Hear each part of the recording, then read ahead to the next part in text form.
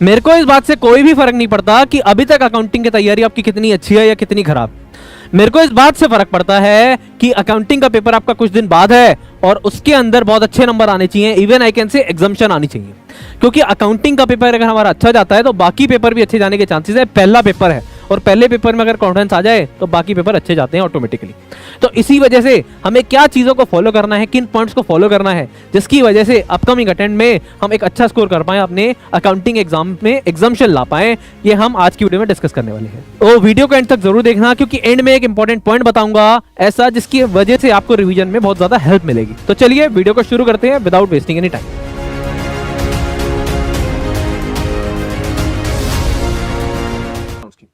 तो देखो, advance accounts no doubt एक लेंदी सब्जेक्ट हो चुका है जिसको पास करना अब अच्छा खासा यहाँ पर मेहनत लगने वाली है। पहले की तरह नहीं है कि अकाउंट्स है सर सबसे ज्यादा स्कोरिंग है और सबसे कम टाइम लगेगा और मजाक मजाक में कर लेंगे। अब बच्चों को सिर्फ डर इसलिए लग रहा है क्योंकि ये लेंदी हो गया है पेपर। अगर मैं बात करूं एडवांस अकाउंट्स की, इसको मैं पूरे के पूरे सिलेबस को दो पार्ट में हम डिवाइड करते हैं।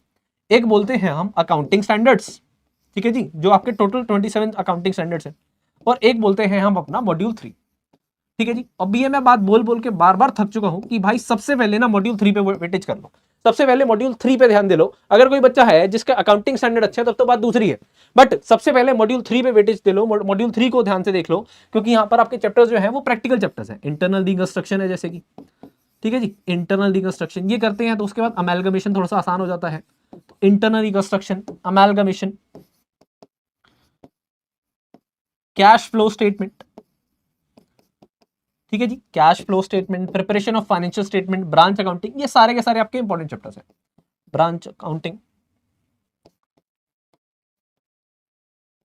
Buyback, preparation of financial statement, ये सारे के सारे आपको सबसे पहले इनको फोकस करना है। क्यों फोकस करना है भाई साहब? आप देखिए ना, आराम से 40 to 50 मार्क्स का यहां से वेटेज है, तो क्यों ना अब यहाँ पर 27 अकाउंटिंग स्टैंडर्ड है, 27 चैप्टर समझ लो छोटे छोटे, ठीक है जी, कुछ बड़े कुछ छोटे, तो क्यों ना मैं मॉड्यूल 3 के अंदर ये जो बड़े बड़े चैप्टर्स हैं इन पे ध्यान दे लूं।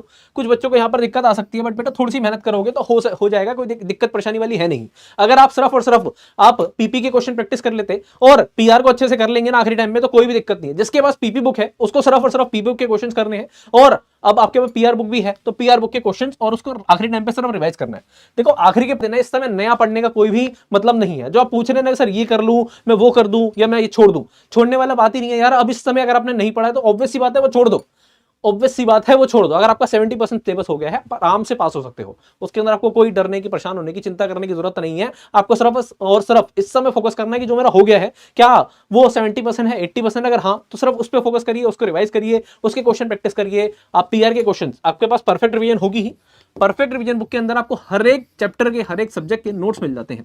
सबसे पहले जो नोट्स है ना, वो ऐसा नहीं है कि एक दिन में 2 दिन में गया, उसको सालों लगे हैं बनने में। कई साल के बाद आपको वो नोट्स मिले हैं। नोट्स एकदम A1 क्वालिटी के, कि आपको आपने वो नोट्स कर लिए हैं तो आपको डिस्क्रिप्टिव पेपर की तो तैयारी हो ही जाएगी, एमसीक्यू की तैयारी हो जाएगी, क्योंकि सारे मोस्ट इंपॉर्टेंट पॉइंट जो है वहां पर कवर है। तो आपको अपने एमसीक्यू की भी कोई टेंशन लेने की जरूरत नहीं है। आपने वहां पर वो अपने पूरे के पूरे नोट्स पढ़ ली है। नोट्स को रेगुलर बेसिस पे अगर आप रोज पढ़ेंगे तो आपके लिए अच्छा है। पीआर बुक है तो सिर्फ पीआर के बुक्स को, जो अपने परफेक्ट रिवीजन के नोट्स हैं, आपके परफेक्ट रिवीजन के नोट्स को ही पढ़ना है। आपके पास पीआर बुक है, बहुत अच्छी बात है। नहीं है तो अब मैं हार्ड कॉपी लेने को आपको नहीं बोलूंगा कि यार अब 5-7 दिन तो आने में लग जाएंगे, तो ई बुक ले लो, ठीक है जी। हाँ जी, तो सबसे पहले मॉड्यूल 3 कर लिया। अब अकाउंटिंग स्टैंडर्ड्स की बात करें। देखो अकाउंटिंग स्टैंडर्ड में सबसे ज्यादा बच्चों को दिक्कत क्या है कि सर ये थोड़े थ्योरी जैसे लगते हैं, थ्योरी जैसे, क्योंकि क्वेश्चन थोड़ा इस टाइप का है, ठीक है। और यहाँ पर अगर मैं बात करूंगा अकाउंटिंग स्टैंडर्ड में, तो यहाँ पर भी आपको सबसे ज्यादा जो जरूरत है वो है राइटिंग प्रैक्टिस की। तो जो भी अकाउंटिंग स्टैंडर्ड आप कर रहे हैं उसके आंसर लिखने का फॉर्मेट बहुत ज्यादा अच्छे से देखिए। अकाउंटिंग स्टैंडर्ड का एक आंसर लिखने का एक प्रेजेंटेशन का तरीका होता है, जैसे पहले प्रोविजन आना है, देन एनालिसिस आना है, देन कंक्लूजन आना है। ऐसा नहीं है कि आपको आंसर पता और आप लिख के अगर सही है। अकाउंटिंग स्टैंडर्ड्स के अंदर ना सिर्फ आपकी नॉलेज टेस्ट होगी, वहां पर प्रेजेंटेशन भी टेस्ट होगी, तो वहां पर प्रेजेंटेशन दिखना है।